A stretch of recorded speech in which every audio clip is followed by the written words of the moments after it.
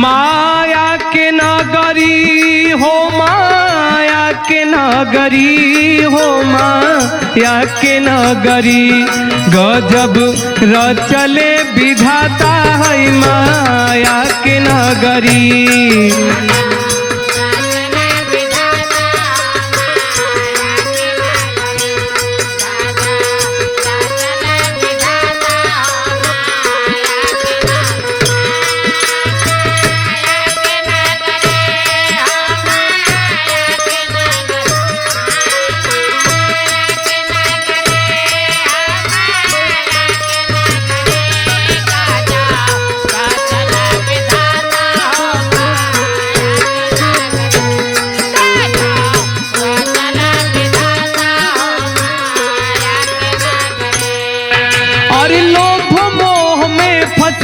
सब ही आपन होत पराया,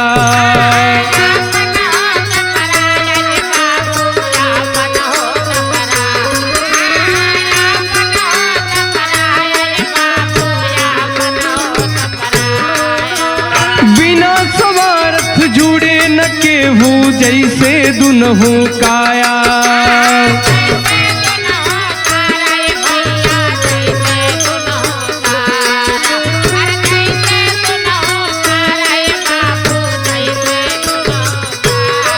दया बूझे न केहू भरत पाप गगरी, दया बूझे न केहू भरत पाप गगरी गजब रचले विधाता है माया के नगरी गजब।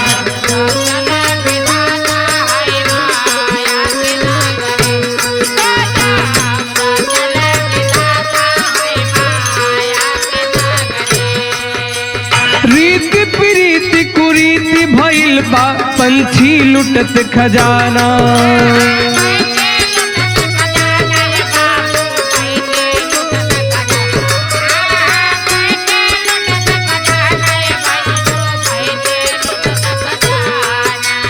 आँख के पुतरी बांध के सुतरी फूकत रहे रोजाना।